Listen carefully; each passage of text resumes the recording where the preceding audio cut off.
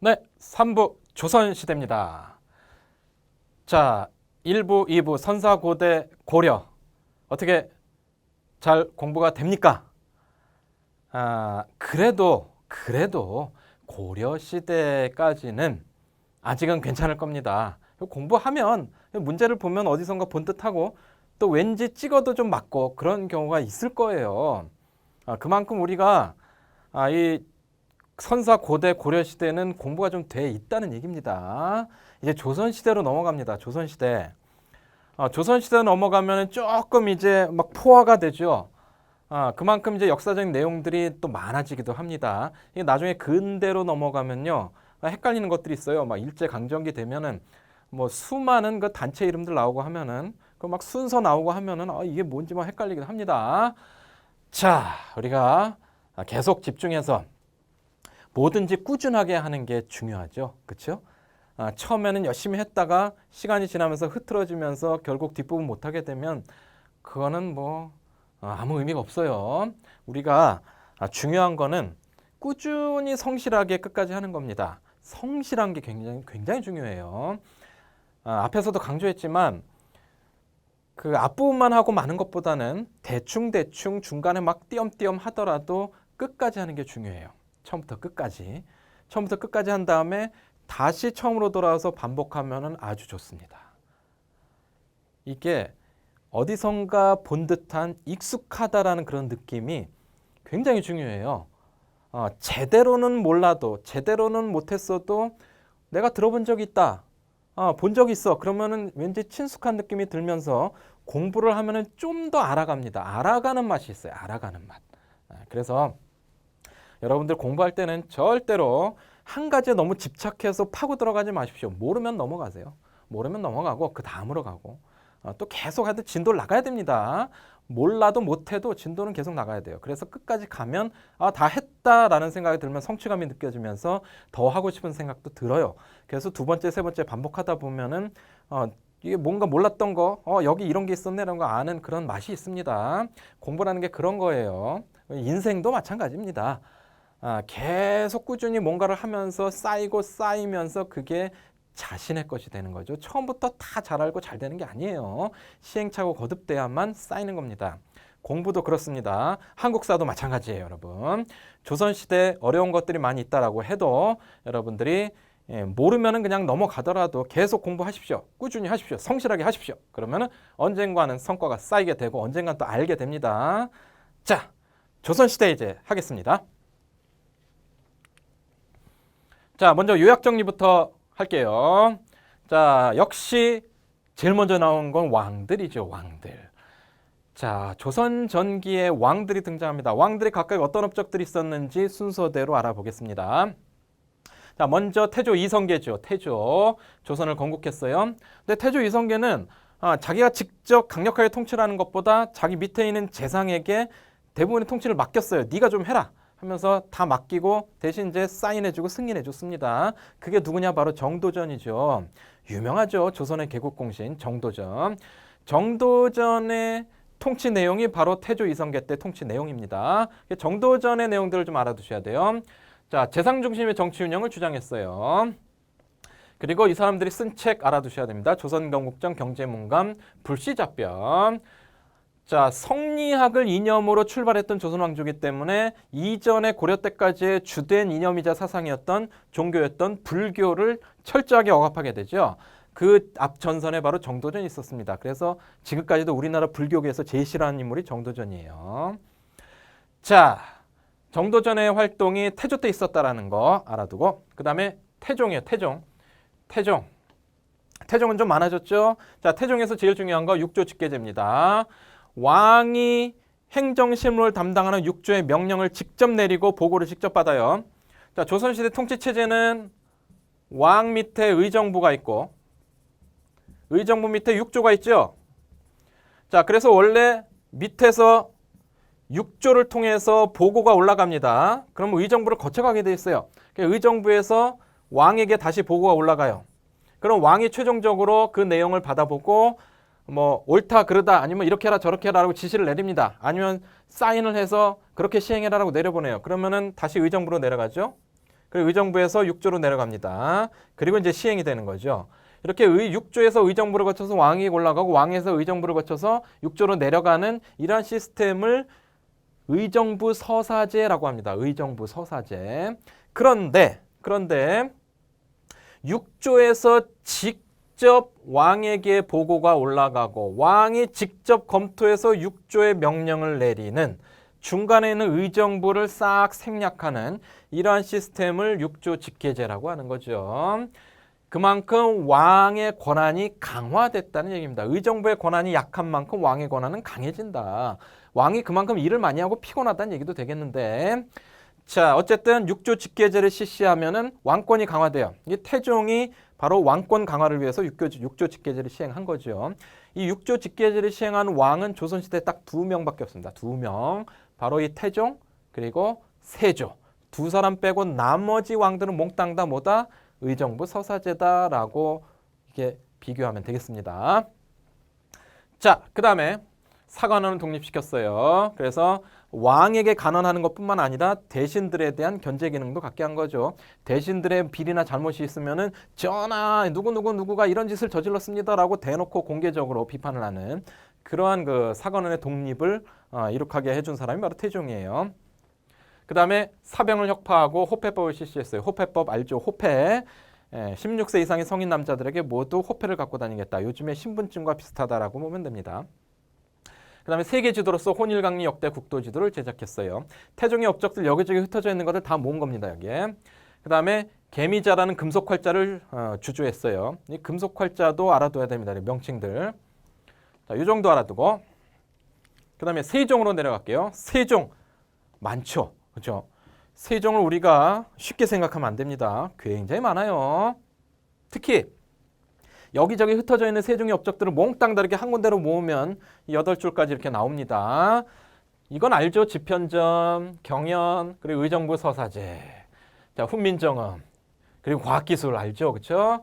혼천이, 장영로, 앙부일고, 추국이, 갑인자, 이거 금속활자예요.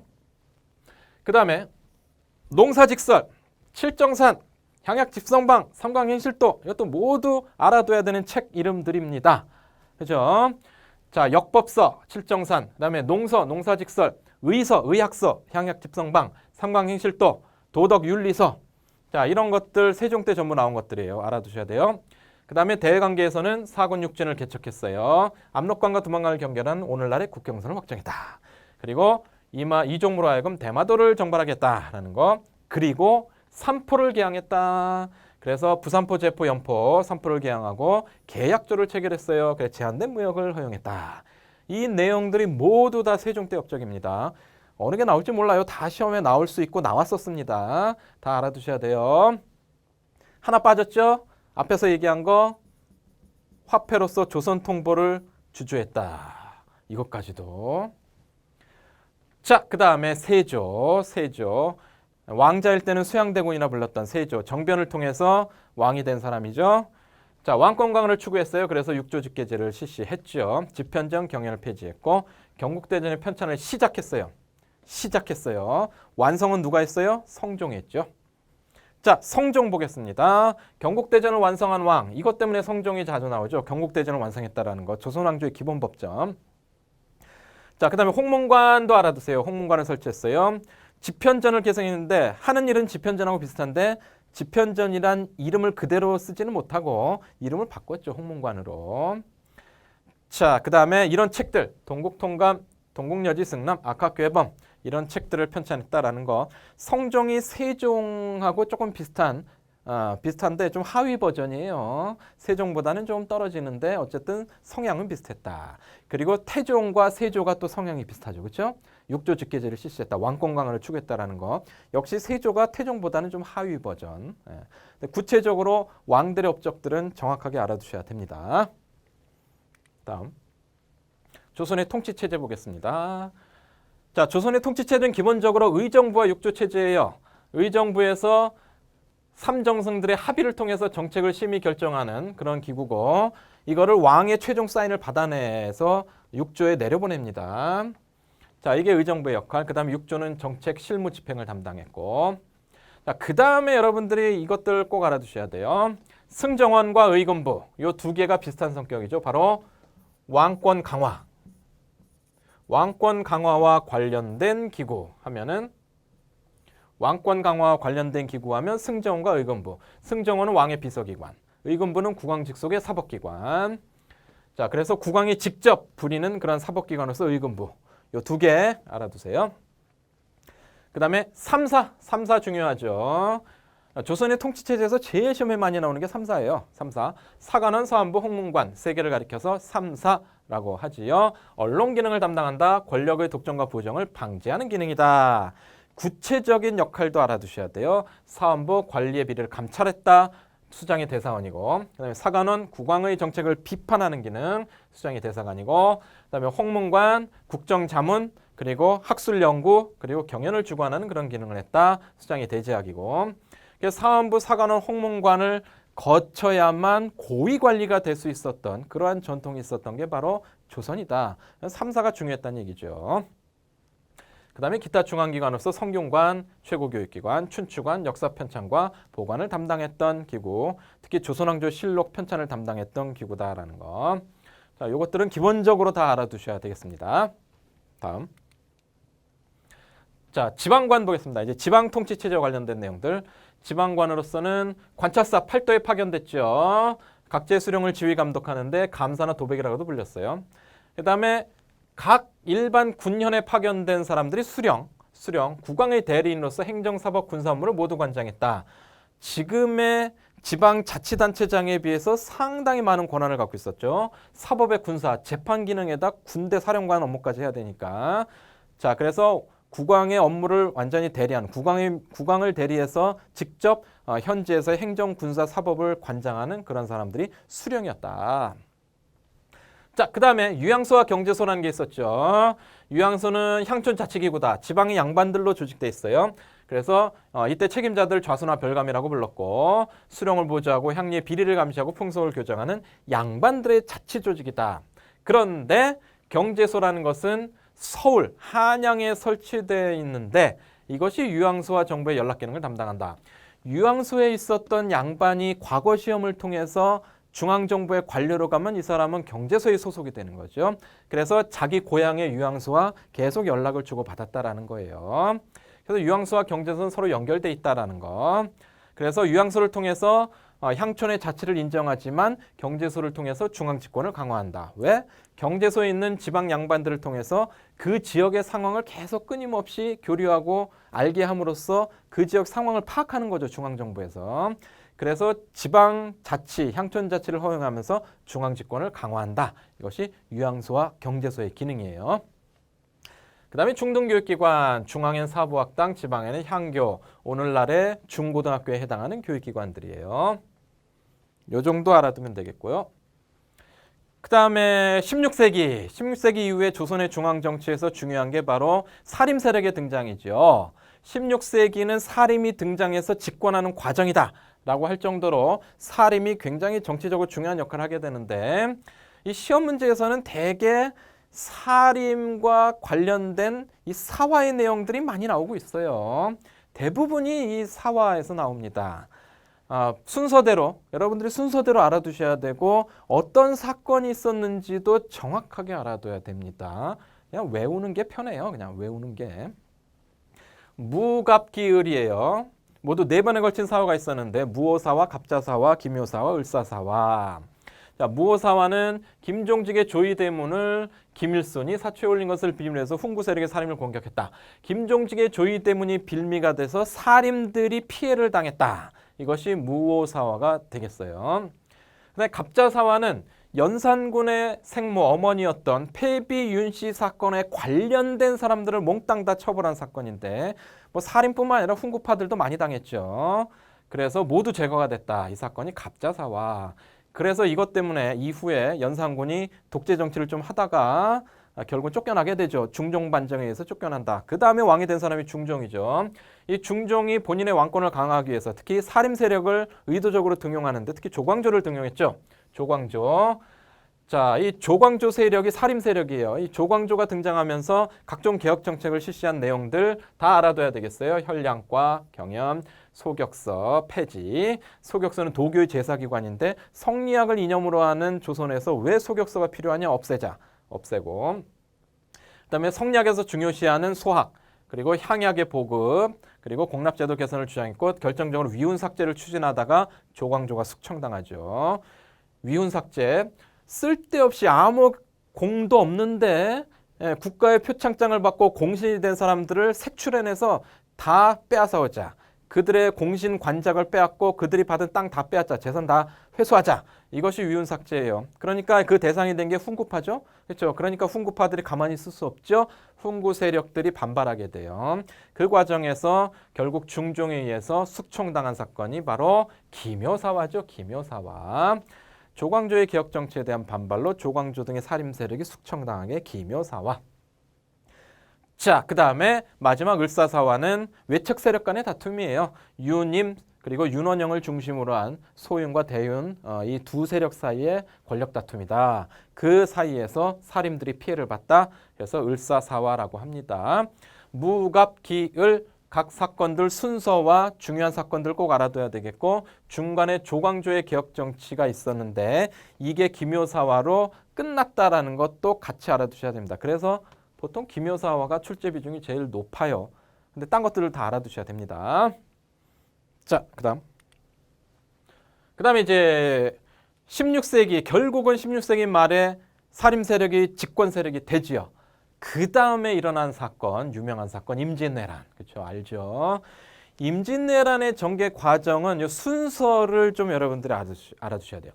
임진왜란에 관련해서 시험 문제가 나오면 이 순서가 많이 나옵니다. 순서가 전체적으로 순서를 좀 알아두세요. 그리고 그 순서상에서 어떤 전투들이 있었는지를 여러분들이 좀 분류할 수 있어야 됩니다. 충주 전투, 그 다음에 이순신의 한산도 대첩, 의병들의 각종 활약들, 그 다음에 명나라 원군이 왔어요. 그 이후에 있었던 대표적인 사건, 대첩들, 전투들, 행주대첩, 진주대첩. 그 다음에 정류재란이 일어났죠. 자, 그 다음에 이때 있었던 전투, 직산전투, 명량해전. 그리고 이제 결국 왜군이 철수하게 되는데 마지막 철수하는 왜군을 상대로 노량해전. 그렇죠? 요 순서들을 여러분들이 좀 알아두셔야 됩니다. 순서 주목해서 보세요. 그 다음에 결과도 종종 나오니까 봐두세요. 여진족이 성장해서 후금을 세우죠. 일본의 정권 교체가 일어나서 에도막부가 성립하죠. 그리고 이런 에도막부에서 우린 전쟁 책임이 없으니까 국교를 다시 맺읍시다 라고 해서 기후약조가 체결됩니다. 그리고 통신사가 파견되죠. 여기까지 임진왜란 순서를 중심으로 잘 봐두세요. 자, 그 다음에 선조 때 임진왜란이 일어나고 선조가 사망한 이후에 광해군이 왕위를 계승하죠. 광해군의 정책들도 종종 나옵니다. 그래서 따로 분류를 해놨어요. 알아두시기 바랍니다. 경기도에 처음으로 대동법을 실시했어요. 요거 알아두고. 동의보감 허준으로 하여금 동의보감을 현천하게 했다. 이것도 종종 나옵니다. 그 다음에 제일 많이 나오는 게 이거죠. 중립외교. 명나라 후금 사이에서 기존의 강대국과 새롭게 등장한 강대국 사이에서 전쟁에 휘말리지 않기 위해서 중립외교를 실시하게 된다라는 내용들 알아두시기 바랍니다. 다음. 자, 임진왜란 이후에 광해군대를 거쳐서 인조 반정으로 즉위한 인종 때 두 번의 큰 전쟁이 또 있었죠. 모두 후금 청나라에서 공격당한 침략당한 정묘호란, 병자호란이 있습니다. 주로 병자호란이 시험에 나오지만 정묘호란하고도 비교해서 알아두셔야 돼요. 정묘호란은 인조의 친명배금 정책 때문에 일어났죠. 특히 이괄의 난이 일어났을 때 이 이괄의 난의 주동자들이 청나라로 망명해 가면서 청나라 쪽에서 당시에는 후금 쪽에서 침략하게 되죠. 이를 구실로 해서. 이때 정봉수와 이립의 의병의 활약이 있었다라는 정도. 자, 그 다음에 병자호란에서는 대개 요거 나오죠. 주화론과 척화론. 자, 청나라 군신관계를 요구했을 때 이를 받아들이자 주화론, 싸우자 척화론. 이 대립했다라는 거. 그 다음에 남한산성. 요거 나오죠. 남한산성. 인조가 결국은 청나라의 침략에 피난을 가다가 갇힌 곳이 남한산성이죠. 결국은 삼전도에서 청나라에 항복하게 된다. 자, 알아두고. 그 다음에 북벌이죠. 북벌. 자, 청나라에 치욕적인 항복을 했기 때문에 청나라의 원수를 갚자. 명에 대한 의리를 지키자 라는 차원에서 북벌운동이 일어난다. 북벌운동의 내용들 효종 때 주로 있었어요. 자, 이 사람들 이름 알아두고 결국은 실천에 옮기지 못했다라는 거죠. 실행하지 못했어요. 자, 그 다음에 나선 정벌도 좀 나옵니다. 나선 정벌. 나선은 러시아를 가리켜요. 러시아 정벌에 대한 얘기예요. 청나라에서 러시아 세력이 자꾸 밀고 오니까 같이 정벌하자, 군대 보내라 라고 요청해서 조총부대를 파견했다. 두 번에 걸쳐서 나선 정벌이 있었는데 조총의 당시 조선 조총군의 위력을 유감없이 과시했다. 자, 요 내용들 알아두시기 바랍니다. 순서도 좀 봐두세요. 순서도 좀 알아둘 필요가 있어요. 자, 그 다음에 조선의 토지제도와 수취제도, 조선 전기부터 보겠습니다. 자, 조선의 토지제도 과전법, 직전법, 관수관급제, 직전법 폐지로 가는데 요즘에는 이 토지제도가 그렇게 자주 나오진 않아요. 그래도 가끔 나오긴 하는데 과거에는 자주 나오다가 중고등학교 교과서에서 이 내용들이 빠지기 시작하면서 실제 한국사 능력검정시험이나 공무원 시험, 수능 시험 이런 데서 이제 이 토지제도의 내용이 빠지기 시작했습니다. 워낙 사실은 내용이 좀 어려워요. 그래서 빠지기 시작했는데 그래도 이게 공기업 같은 경우는 출제자들이 옛날 사람들인 경우도 있어서 이런 거 그냥 막 내는 경우가 있습니다. 그래서 좀 봐두셔야 돼요. 중요한 핵심 내용들 중심으로 봐두세요. 신진사도의 경제적 기반을 확보하기 위해서 시행한 제도 과전법. 이거는 조선시대에 시행한 게 아니라 고려 말의 마지막 왕인 공양왕 때 실시하고 조선이 건국됐다라는 거 주의해야 되겠고, 그다음에 요 내용 알아두고, 그다음에 원칙적으로 경기지방의 땅에 한해서 전현직 관리에게 수조권을 지급했다라는 거 알아두시기 바랍니다. 그다음에 직전법은 과전법에 비해서 뭐가 달라졌느냐? 신진 관료에게 줄 땅이 부족했기 때문에 현직 관리에게만 수조권을 지급했다라는 거. 요게 달라진 점이에요. 그다음에 관수관급제는 자, 관청에서 직접 세금을 걷어서 농민들에게 지급했다. 결과적으로 국가의 토지 지배권이 강화됐다라는 거. 요 내용이 핵심입니다. 그 다음에 이제 수조권 지급 제도가 완전히 폐지되면서 직전법이 폐지가 된다. 자, 요 순서를 좀 봐두시면 되겠어요. 자, 그 다음에 수취제도, 조세제도죠. 국가가 백성들에게 세금을 어떻게 걷었느냐라는 내용인데 세 가지가 있어요. 조세, 공납, 그리고 역이 있습니다. 역. 자, 조세는 토지세, 그리고 공납은 특산물, 그리고 역은 노동력을 제공하는 거죠. 세 가지를 수취제도라고 하는데요. 자, 조세는 세종 때 전분육 등 연분구등법, 이른바 공법이 제정이 돼서 땅이 얼마나 좋으냐 나쁘냐, 그 다음에 그 해의 풍년이냐 흉년이냐에 따라서 모두 6등급, 9등급으로 나눠서 그때그때 세금을 걷었다는 얘기죠. 그러니까 매년 세금 내는 액수가 달라지는 거죠. 자, 이게 공법, 전분육 등 연분구등법이고, 근데 공납은 특산물을 내는 거예요. 특산물을 내는데 16세기 방납의 폐단이 있었어요. 이것 때문에 조선 후기에 대동법이 시행이 되죠. 대동법. 알죠? 대동법. 이 방납의 폐단 때문에 그 개혁을 위해서 시행된 게 대동법이다. 자, 조선 전기까지는 바로 이 수미법에 대한 주장이 있었다라는 정도까지 알면 되겠습니다. 대동법은 뒤에 가서 나오고요. 그 다음에 서원과 향액인데요. 사림 세력의 정치적 기반이에요. 사림 세력의 세력 기반이 바로 서원과 향약인데요. 주로 16세기부터 등장해서 조선 후기까지 쭉 이어진 거라고 보면 됩니다. 구체적인 내용들을 좀 알아두셔야 돼요. 서원하면은 기본적으로 교육이에요. 학교. 오늘날의 중고등학교에 해당되는 게 서원이다. 그런데 여기서 이제 학문 연구도 하고 제사 기능도 갖고 있었다라는 거죠. 오늘날의 중고등학교에서 그 학교를 설립한 설립자에 대한 제사까지 지낸다? 그럼 서원하고 똑같아지는 거예요. 자, 붕당의 근거지가 돼요. 나중에는. 자, 최초의 서원, 풍기군수 주세붕이 세운 백운동 서원인데 나중에 소수 서원으로 사액받는다. 사액서원이라는 것은 액이라는 게 현판을 얘기해요. 현판. 이 서원의 현판을 국가에서 내려줬다. 이게 무슨 얘기냐면 현판에 이름을 만들어서 니네 이제 이 학교 이름 써? 라고 하면서 현판을 내려주면 네 알겠습니다 라고 현판을 받아서 그 이름을 쓰는 거예요. 그게 소수서원이라는 이름인데 이게 무슨 의미가 있냐면은 국가가 인정한 사립학교라는 얘기예요. 국가 공인 사립학교. 그리고 국가가 공인한 사립학교는 어떻게 한다? 국가에서 세금 혜택을 준다. 세제 혜택을 줘요. 그래서 땅도 내려주고 니네 그 서원 주변에 땅 니네 가져. 그걸로 먹고 살아.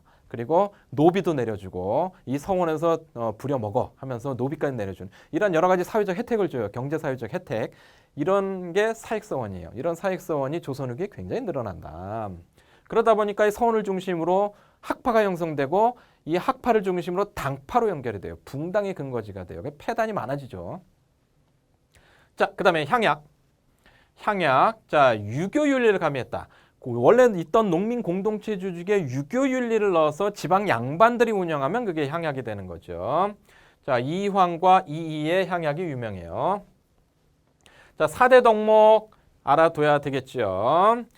자, 그리고 상호부조와 유교윤리 실천의 기능을 갖고 있다는 거, 향촌의 풍속교와 향촌 질서와 치안 유지, 사림의 농민 지배를 강화했다라는 거. 그래서 이 두 가지가 모두 사림의 세력 기반이다라는 거 알아두셔야 되겠습니다.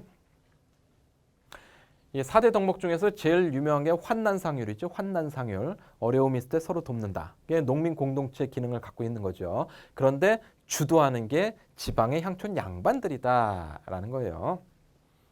자, 다음. 네, 문화적인 내용. 조선전기 문화사업 보겠습니다. 조선전기 문화사업. 자, 법전으로서 경국대전.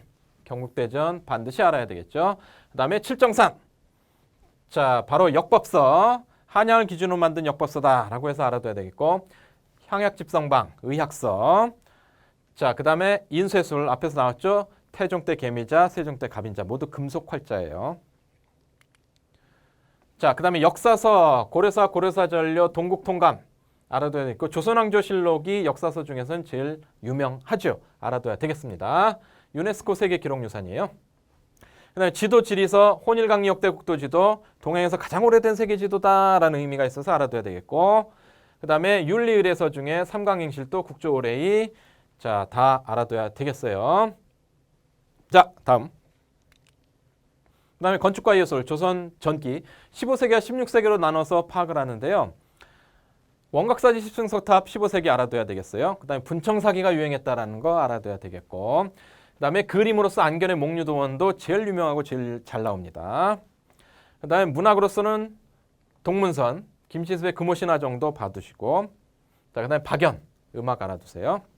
그 다음에 16세기에는 건축에서 서원 건축이 중심이다라는 정도. 그 다음에 백자. 그 다음에 신사임당의 초충도, 이정의 묵죽도 정도 봐두셔야 되겠고요. 자, 그 정도 알아두면 되겠습니다. 그다음에 조선 후기로 넘어가는데, 조선 후기로 넘어왔어요. 조선 후기의 정치 군사와 관련해서 비변사와 오군영, 특히 훈련도감. 이 비변사와 훈련도감은 꼭 알아둬야 되겠습니다. 특히 비변사 중요해요. 비변사. 자, 16세기 삼포회란을 계기로 설치해서 원래는 임시회의 기구였지만 나중에 상설기구가 돼요. 그 다음에 임진왜란을 계기로 고위 관료들이 다 참여하게 되고, 조선 후기에 가서는 군사, 외교, 재정, 인사 등 국정 전반을 총괄했다라는 거. 그래서 오히려 왕권이 약화되는 빌미가 됐다라는 거. 세도 정치 시기에는 외척 세력의 권력 기반이 된다. 이 비변사 중요하니까 잘 알아두십시오. 그 다음에 오군영 모두 5개. 조선 후기에 만들어진 중앙군이 오군영인데 순서대로 만들어져요. 그런데 역시 훈련도감이 중요합니다. 훈련도감을 잘 알아두셔야 돼요. 임진왜란 중에 유성룡의 건의로 설치됐는데 포수, 살수, 사수, 삼수병으로 편성되고 급료를 받는다.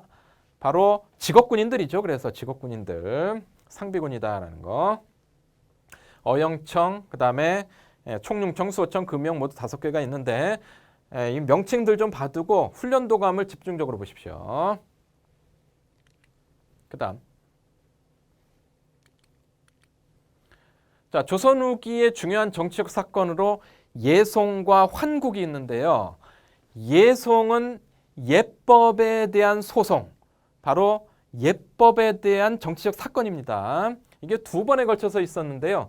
사실은 우리가 보기에 별거 아닌데 그 당시에 굉장히 중요한 문제였던 모양이에요. 그래서 서인과 남인이란 당시 2개의 정치 세력이 치열하게 논쟁을 벌이고, 그리고 거기에서 논쟁에서 승리한 쪽이 결국은 집권 세력이 되고, 논쟁에서 패배한 쪽이 정권에서 밀려나는, 그렇게 서로 주고받고 하다 보니까 나중에는 서로 완전히 죽고 죽이는 그런 정변으로까지, 피비린내 나는 사건으로까지 이어지게 되죠. 그게 이제 뒤에 나오는 환국입니다. 자, 이 예송 논쟁에 대해서는 기본적인 이 내용들을 여러분들이 좀 알아둬야 돼요. 그래야 문제를 풀 수 있습니다. 효종의 사망 이후에 효종의 법적 어머니가 살아있기 때문에 왕이 사망한 다음에도 그 어머니가 살아있어요. 이런 경우가 많지 않은데 이런 경우가 가끔 있는 거죠. 그럴 때 사망한 왕의 어머니가 상복을 얼마 동안 입어야 되느냐? 이걸 가지고 싸운 거예요. 이걸 가지고. 그래서 서인들은 1년을 입어야 된다. 남인들은 3년을 입어야 된다라고 주장했는데 서인들의 의견이 받아들이면서 서인이 승리한다. 그런데 나중에는 효종의 왕비, 효종의 부인, 왕비가 사망했는데 그 어머니가 여전히 살아있어요. 그 자의대부가 또 그러면 상복을 얼마나 입어야 되느냐? 이걸 갖고 또 싸우게 되는데 서인들은 9개월, 남인들은 1년을 주장해요. 그런데 이번에는 왕이 남인들의 입장을 편들어줘요. 그래서 남인들이 승리한다. 자, 이게 바뀌는 거죠. 그럼 권력이 바뀌는 거예요. 이것이 예속 논쟁이다. 이후에 이제 환국으로 넘어가요. 숙종 때. 자, 일단 숙종의 정치에 대한 내용들이 좀 나오니까 알아두세요. 대동법이 정부에 실시된다. 이거 꼭 알아두시고 상평통보 앞에서 화폐 얘기했죠. 상평통보 알아야 되고 그다음에 백두산정계비가 숙종 때 만들어져요. 이것도 자주 나오죠. 알아두세요. 그다음에 이제 황국 모두 3번의 사건이 있었는데 정치 권력의 급격한 변동이라고 해서 황국이라고 칭하는데요. 3번에 걸쳐 있었어요. 경신왕국, 기사왕국, 갑술왕국, 경기갑 순서대로 진행되는데 이것도 역시 구체적인 내용도 알아둬야 됩니다. 그 사림이 화를 입은 사화 4가지, 그 다음에 조선 후기에 숙종 때 있었던 환국 3가지 순서대로 내용까지 파악해야 돼요. 그래서 좀 공부하기가 힘든 부분이에요. 자, 경신왕국. 자, 숙종 때 처음 일어난 사건인데 서인이 권력을 잡은 사건. 남인을 몰아내고 서인이 권력을 잡았어요. 이것이 경신환국이에요. 이때 서인들이 노론과 소론으로 나눠져요. 그 다음 기사환국. 장희빈이 이때 등장합니다. 장희빈이 등장해요. 희빈장씨.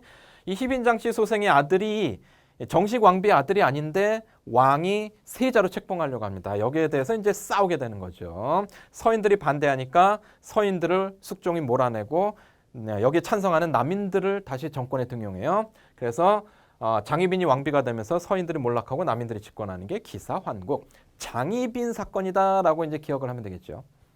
그다음에 갑술왕국은 이제 또 반대가 되는 거. 반대가 돼요. 반대. 자, 이번에는 장희빈이 쫓겨나고 원래 왕비였던 인현왕후가 다시 복귀한다. 이 과정에서 인현왕후 편이었던 서인들이 또 집권하고 장희빈 편이었던 남인들이 쫓겨난다. 이것이 갑술환국. 자, 이 과정에서 자, 각각의 환국과 내용이 뭐가 있었는지 여러분들이 알아야 됩니다. 예, 시험 문제 나와요. 자, 다음.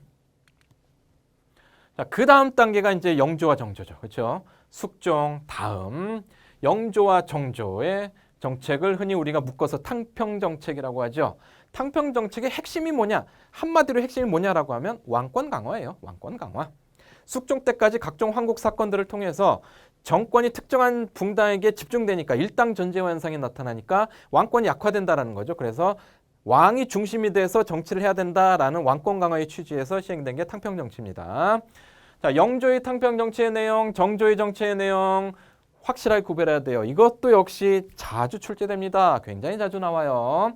영조와 정조, 업적을 구별하는 게 그렇게 쉬운 일만은 아닙니다. 하나하나 정확하게 알아두셔야 돼요. 헷갈리기도 해요. 자, 탕평교서를 발표했어요. 자, 탕평파 중심의 정치 운영을 했어요. 탕평비를 성용안에 세웠어요. 산림, 제야 세력의 존재를 부정했어요. 서원 정리했어요. 이조전랑의 권한을 약화시켰어요. 그 다음에 균역법 실시했어요. 자주 나와요.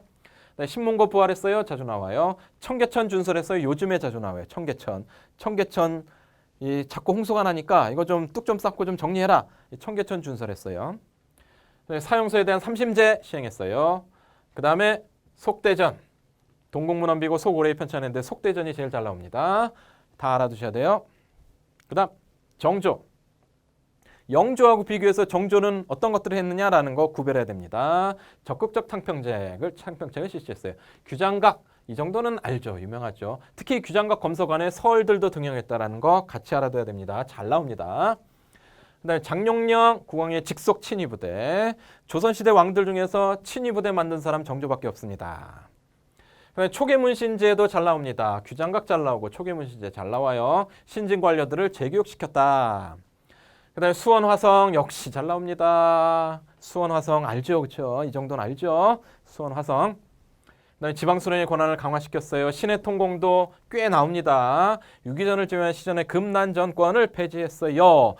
자, 그래서 시전 상인들, 자, 정부와 거래하는 시전 상인들의 특권을 없애버림으로써 자유상업이 발달하게 됩니다. 신해 통공.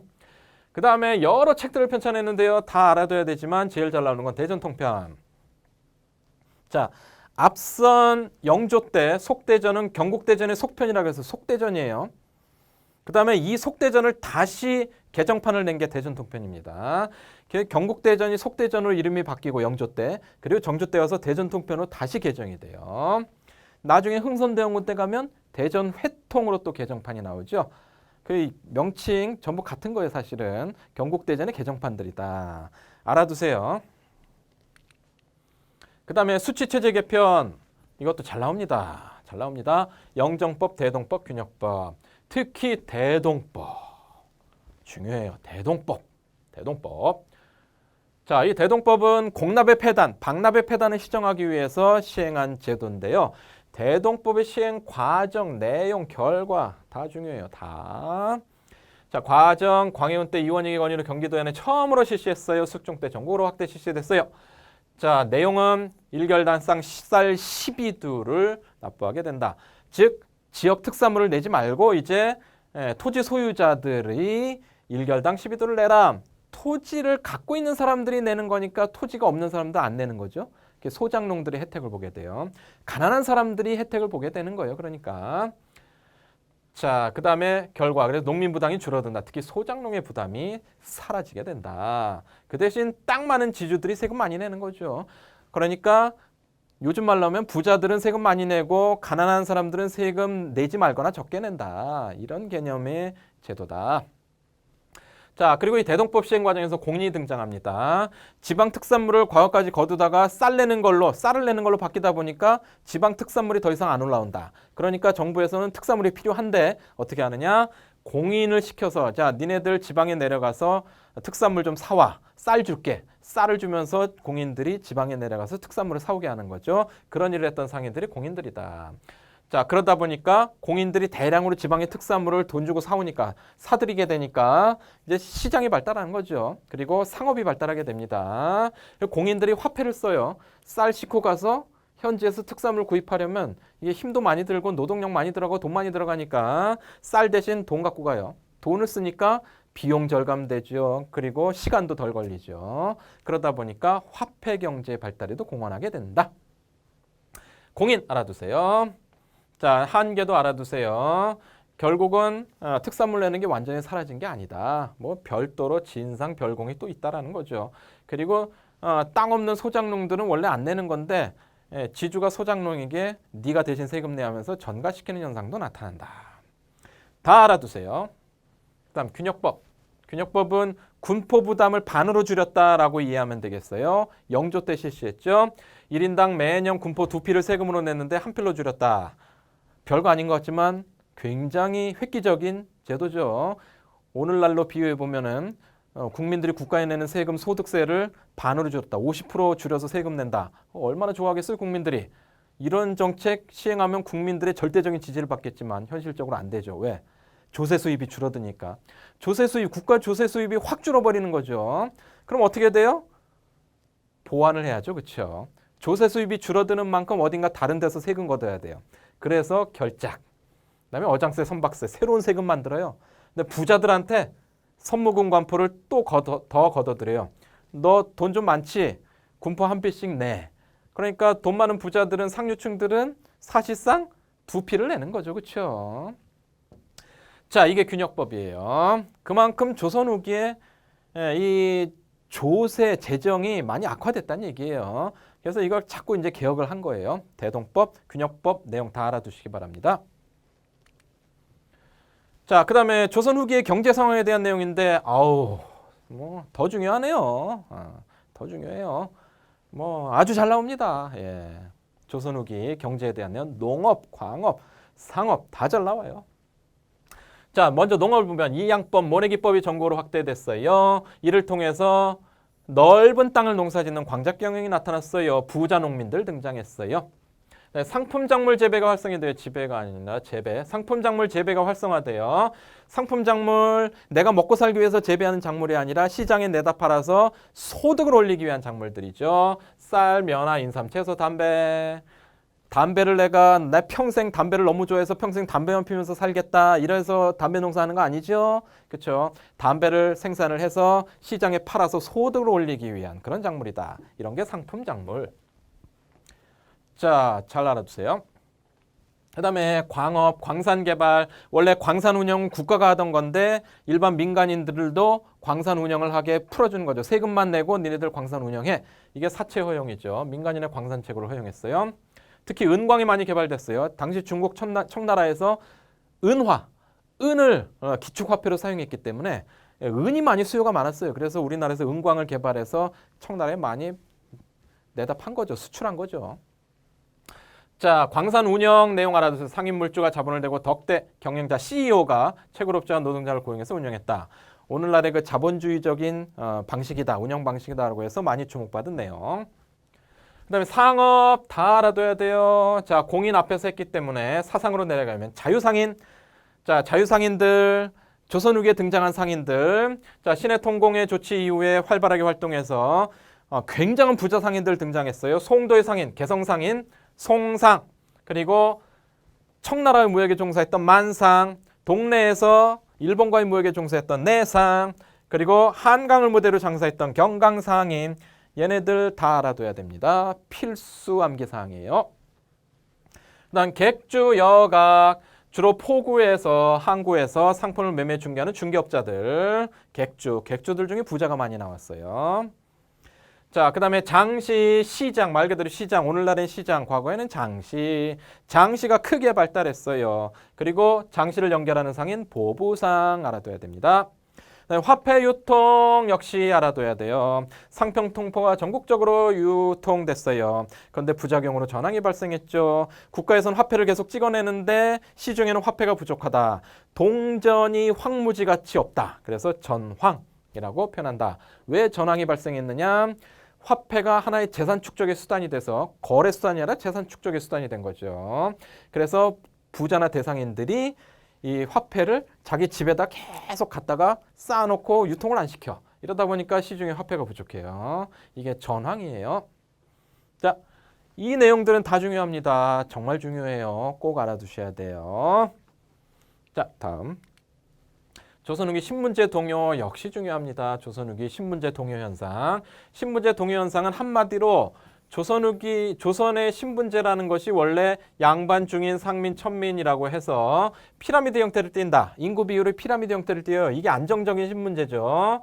양반, 중인, 상민, 천민들. 실제로는 천민들의 숫자는 상민보다 적으니까 안정적인 피라미드에 가까운 형태인데 이것이 일반적인 신분제의 구조인데 이게 어떻게 되느냐? 결론적으로 얘기하면 역피라미드 형태가 된다. 굉장히 밑바닥이 불안한 역피라미드 형태가 된다는 얘기죠. 양반의 숫자가 늘어나고 상민의 숫자가 줄어드는 현상이 나타나는 거죠. 이게 조선 후기 신문제 동요의 핵심적인 내용이에요. 양반의 숫자는 늘어나고 상민들의 숫자는 줄어든다. 역피라미드 형태를 띈다. 그럼 이게 결국 어떻게 되는 거냐? 신분제가 해체되는 현상이 나타나는 거죠. 신분제 해체로 가는 거예요. 자, 양반. 자, 서얼들에 대한 내용 알아둬야 되겠어요. 집단 상소 운동했어요. 특히 정조 때 유득공, 이동, 박제가 등의 규정과 검사관은 등용됐어요. 중인들도 대규모 소청 운동했어요. 상민들 잘 알아두세요. 합법, 불법 각종 방법으로 양반으로 신분 상승하는 사람들이 많았다. 자, 그래서 양반의 숫자가 늘어나고 상민의 숫자가 줄어들었다라는 게 조선 후기 신문제 동요의 핵심적인 현상입니다. 노비 숫자 역시 줄었어요. 줄어든 이유 공노비 해방. 순조 때 중앙관청의 노비 6만 6천 명을 해방시켰어요. 그다음에 노비 종모법이 있는데요. 노비의 신분은 엄마를 따른다. 어머니의 신분을 따른다. 자, 그래서 아버지가 노비라도 어머니가 평민이면 그 자식은 평민이 되는 거죠. 엄마가 노비면 자식은 노비가 되는데 엄마가 평민이다 그러면 그 자식은 평민이 되는 거예요. 자, 그래서 노비 남자와 평민 여성이 결혼한 그런 사례들이 늘어나게 된다. 그럼 그 자식들은 전부 상민이 되는 거니까. 그럼으로써 자연스럽게 노비 숫자가 줄어드는 거죠. 공노비 해방도 마찬가지. 노비 숫자가 줄어드는 거예요. 노비 숫자가 줄어들면 이 사람들이 어떻게 된다? 상민이 된다. 상민이 되면 뭐래요? 국가에 세금을 내죠. 그래서 국가가 정책적으로 노비 숫자를 줄여나가요. 정책적으로. 상민의 숫자를 늘려서 세금을 받아내기 위해서. 그런데 그 상민들은 양반으로 또 신분 상승하죠. 그러니까 밑에 신분은 자꾸 줄어들고 위에 신분이 자꾸 숫자가 늘어나는 역피라미드 현상이 나타난다. 이것이 신문제 동요의 핵심 내용입니다. 그 다음 조선 후기의 천주교 동학. 자, 새로운 종교를 수용하거나 탄생하죠. 자, 내용들 알아둬야 되는데 핵심 내용은 결국 뭐냐? 공통점은 평등의 평등. 자, 평등을 주장했다라는 거죠. 하나님 앞에서 누구나 평등하다. 천주교. 자, 인간은 모두 하늘과 같은 존재다. 존엄성이 있다. 인내천. 바로 동학이죠. 자, 구체적인 내용들 좀 알아두세요. 특히 천주교 같은 경우는 신유박해가 자주 나오고 동학 같은 경우는 요 용어들 평등 사상과 관련된 용어들이 자주 나옵니다. 꼭 알아두시기 바랍니다. 그다음 홍경래인한과 임술농민봉기인데요. 이것도 자주 등장해요. 홍경래인한, 임술농민봉기. 홍경래인한 같은 경우는 요 참여한 계층들을 좀 봐두세요. 영세농민, 중소상인, 특히 광산 노동자들이 많이 합세했다라는 거. 요 내용하고 구체적인 지역, 홍경래인한이 일어난 지역, 요것들이 자주 나옵니다. 요거 봐두세요. 임술농민봉기는 앞에서 얘기했듯이 대규모 전국적인 농민봉기가 우리 역사에서 3번에 걸쳐서 일어났는데 그 세 번째. 특히 유계추인한 이름하고 진주농민봉기 요거 알아두세요. 이게 결국은 시작이 돼서 전국으로 확산됐다. 정부의 대책 안핵사를 파견했는데 이러한 문제 해결을 위해서 삼정이정청을 설치했는데 결국은 해결하지 못했다. 자, 다 알아둬야 됩니다. 조선 후기 참 중요한 거 많아요. 자, 그 다음에 사회개혁론. 자, 역시 중요합니다. 특히 실학의 내용들을 잘 알아야 되겠죠. 양명학도 좀 받아야 되지만 역시 실학. 특히 농업 중심의 개혁론과 상공업 중심의 개혁론, 중농학파, 중상학파, 어떤 사람들이 있고 이들이 무슨 주장을 했는지까지 다 정확하게 알아둬야 됩니다. 자, 농업 중심의 개혁론, 유형원, 이익, 정약용, 이들이 쓴 책, 반개수록, 성호사설, 목민심서, 경세유표, 흐문심서, 그리고 이들의 토지제도 개혁론, 균전론, 한전론, 여전론 알아둬야 되겠고, 핵심적인 용어, 균전론에는 차등분배, 그 다음에 한전론은 영업전, 그리고 정약용의 여전론은 공동농장. 이 개념들 정확하게 구별해서 알아둬야 되겠습니다. 다음 상공업 중심의 개혁론, 북학파라고 불리는 중상학파. 역시 마찬가지 유수원, 홍대용, 박지원, 박재가 각각의 주장들 정확하게 알아둬야 되겠어요. 책 이름, 그 다음에 주장한 내용, 특히 요즘에 박재원과 박재가가 좀 더 많이 나오는 그런 편입니다. 자, 수레와 선박의 이용, 화폐 유통의 확대를 주장했던 박지원, 그 다음에 박재가 절약바다 소배권장, 바로 우물의 비유, 요거 중요합니다. 다 잘 알아둬야 되겠습니다. 다음, 네, 국학, 조선 후기의 국학. 자, 누가 무슨 책 썼는지 기본으로 알아야 돼요. 다 외워야 됩니다. 적어도 선택지에 나왔을 때 맞는지 틀리는지 정도는 다 알아야 돼요. 안정복의 동사 강목, 이종휘의 동사 유득공의 발해고, 고구려사와 발해사, 바로 고대 서양고의 시야를 만주 지방까지 확대시켰다. 중요해요. 자, 그 다음에 김정희, 금석과 안록, 북한산비가 신라 진흥왕 순수비다. 이중환의 택리지, 김정호의 대동여지도 다 알아야 됩니다. 이외에도 더 있는데 이게 기본이에요. 기본. 꼭 봐두십시오. 자, 그 다음에 문화의 세경향. 문화의 세경향에서 천문학에서 요즘에 이제 지전설과 관련돼서 김성문, 홍대용이 좀 나옵니다. 알아두고, 이재마의 동의수세보원 의학서 알아두세요. 사상의학. 그 다음에 정약전의 자산어보, 요거 어류 백과사전. 그 다음에 문학 중인들의 시사, 요거 좀 알아두고, 그 다음에 고년만국전도 봐두십시오. 다음, 직영산수 알아둬야 됩니다. 정선의 금강전도 인왕제색도 앞에 나온 그림 통해서 알아두시고 그다음 풍속화도 역시 자주 등장하죠. 김홍도와 신윤복의 풍속화. 그림까지 좀 봐두면 더 좋겠습니다. 근데 저작권 문제들이 있어서요. 이 그림들이 그렇게 시험에 자주 나오진 않아요. 그래도 명칭 정도는 누구 그림인지 알 수 있어야 됩니다. 그다음에 서양화풍, 강세형의 영통동구도도 좀 나오고 김정희의 세안도도 나옵니다. 세안도. 요거죠, 요거 세안도. 요거는 그림이 좀 잘 나와요. 그다음에 건축도 좀 봐두시고 자, 다 중요합니다. 조선 후기는 이 경제, 사회, 문화의 내용이 다 중요해요. 잘 알아야 됩니다.